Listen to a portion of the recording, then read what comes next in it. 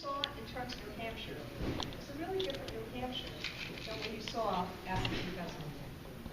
And what Laura just said about the fights that we had to fight, that every single day in this state, fighting for our survival. And you saw that, and the people saw that. And it wasn't that it was Democrat or Republican, this was not the Granite State's way of life. The Granite State believes that there should be, there is a real libertarian streak. But there's a streak that says, don't dictate to me that I can't have a union. Don't dictate to me.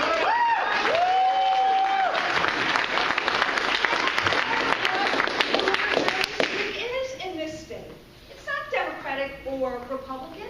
It is a sense of we are proud of our autonomy. And in some ways, that's what we're fighting for again.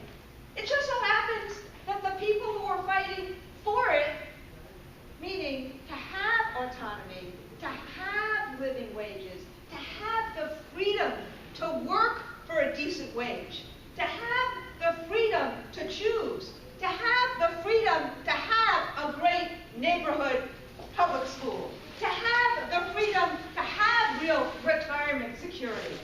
The people who are fighting for that happen to all be women running this year.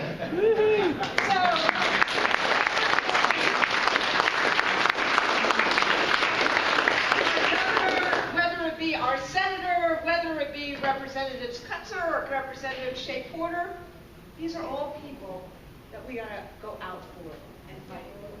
And I just wanna, and that's what Laura does in both capacities all the time.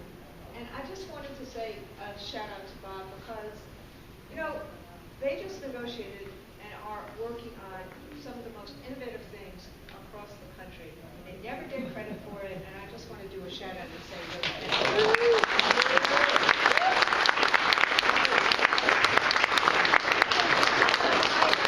I cannot stand behind a podium that is taller than me.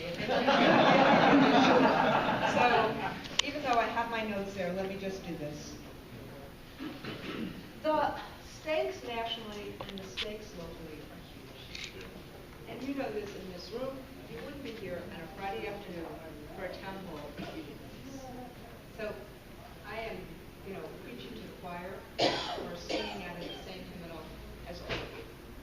And I get to invoke God every now and then because my partner is a rabbi, so I feel like I can every now and then invoke God.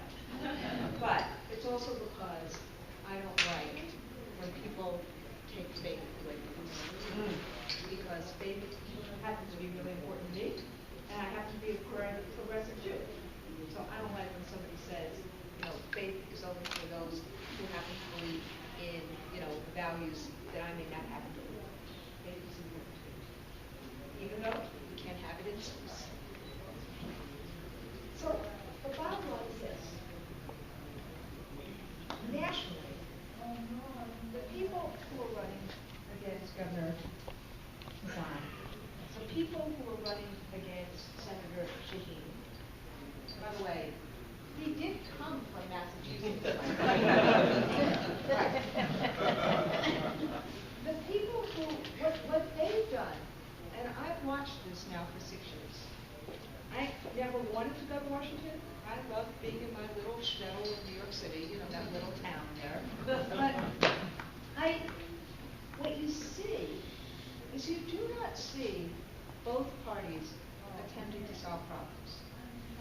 Even when the Senate, before the election period, started trying to solve comprehensive immigration reform and things like that, the House of Representatives stopped. The only reason we got to budget deals was because Republicans got really, really embarrassed by closing the government. There is, in the last 6 years, and particularly once the R's won the House of Representatives, they do not want to solve problems.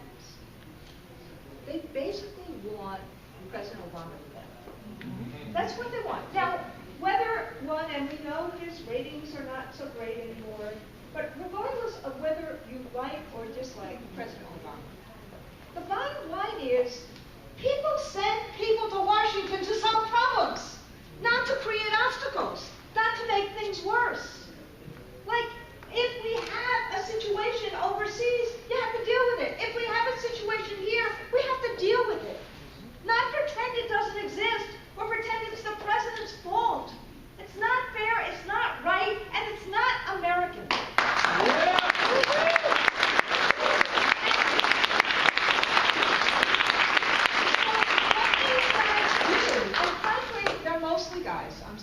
But what they do is they basically just work on fear.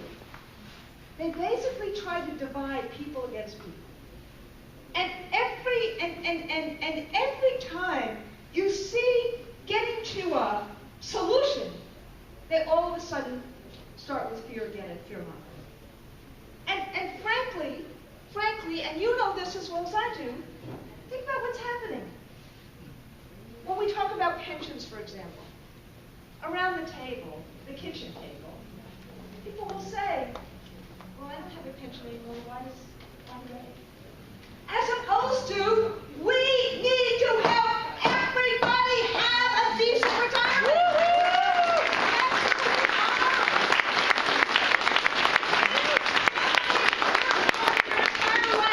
Shouldn't they, when they become sick, personally, let's see, I'm 57, I think it should be 58. But shouldn't they, when they're 62, 65, 67, 70, aren't people who work their entire lives and help their families succeed, aren't they entitled? Shouldn't that be an American value?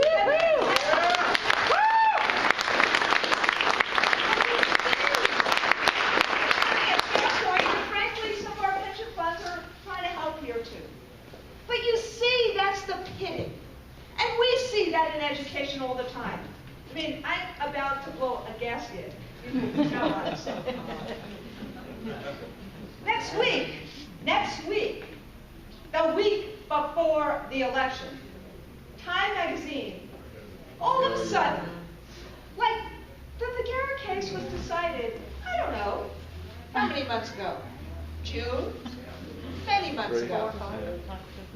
All of a sudden, a week before the election, when education is a really big issue, when it's clear from poll after poll after poll that people want neighborhood public schools.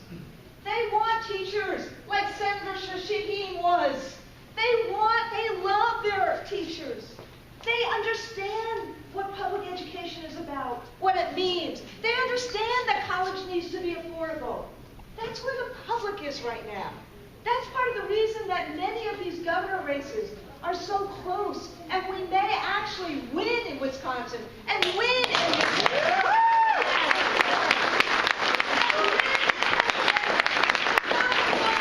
Pennsylvania is public education and the cuts that Corbett has done and the starvation that he's done to not only the schools in Philadelphia, but throughout that state. How dare you say that our kids are so important and then starve the schools that our kids go to? How dare you actually attempt to do that rhetoric and not follow it with reality? And in states like that, instead fund jails and fund tax cuts for the wealthy. How dare you? And that's where the public is now. So, what does Time magazine do? The cover of this week edition that's coming out, dated November 3rd, coming out next week. A nice shiny apple.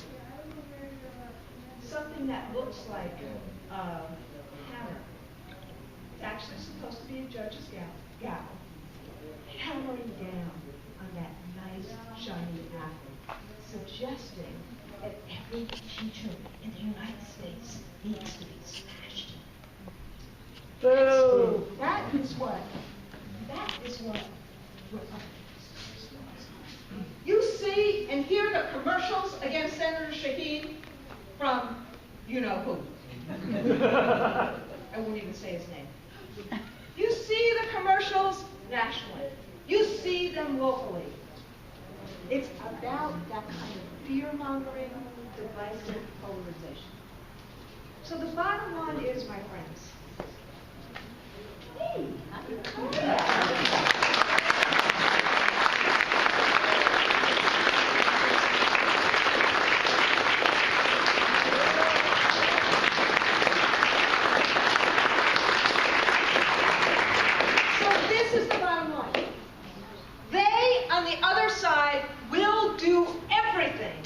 to either gain power or keep power.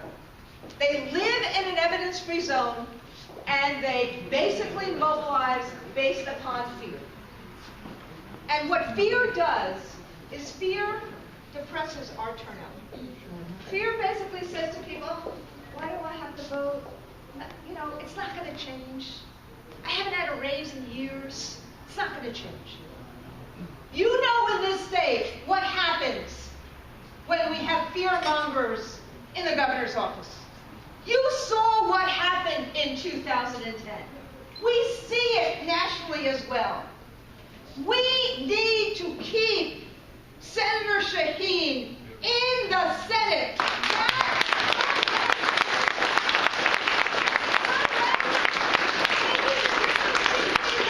Staying in Democratic hands versus Republican hands. That's what the stakes are. So we can go through all the issues, whether it's 77 cents on the dollar, whether it's sick leave, whether it's having a voice at work, whether it's all of the issues on choice. But the bottom line, how are they linked? All of those issues are what we used to do as the labor movement in collective bargaining when we had density and when we bargained contracts. When we would bargain a contract like with Fairpoint, or we bargained a contract where we had a real decent wage increase, then everybody in the community would get that same wage increase because we had the density to do it. Now what we're doing is we have to go to government to help do the things that we used to do in bargaining. What will happen if we can't get it through government? You know what happens? Power never yields willingly. Only during election period of time they come up to you and say, oh, no, no, no, I really care about you. Really? You know what happens. But it's so close. So if we actually believe that we should have a path to women making the same as men, there's only one choice here. If we believe that there shouldn't be a choice, if somebody is sick or your kid is sick or your parent is sick, that you lose your job or take your parent or your kid to a doctor, there's only one choice.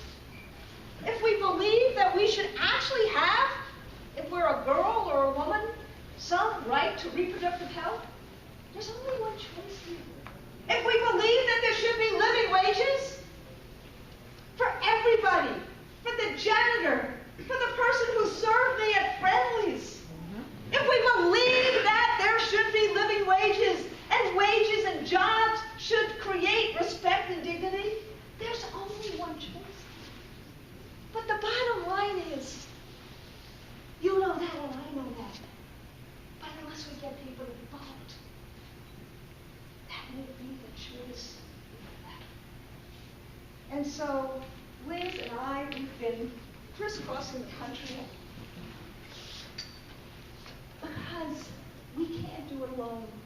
Laura can't do it alone. Bob can't do it alone. The amazing people that represent us now can't do it alone. And Carol. We need in these next 12 days to kind of summon it up and find the way to talk to our neighbors, to talk to our friends, to talk to our kids, to talk to our parents. I even had to have a long conversation with my dad about who he should be voting for. We need to do this, because if we don't, given the fear, people will vote their fears. It's really hard. Jean Shaheen should not be in a race like this. She is in a terrific senator. And Carol should not be in a race like this. The governor should not be in a race like this. They have done great things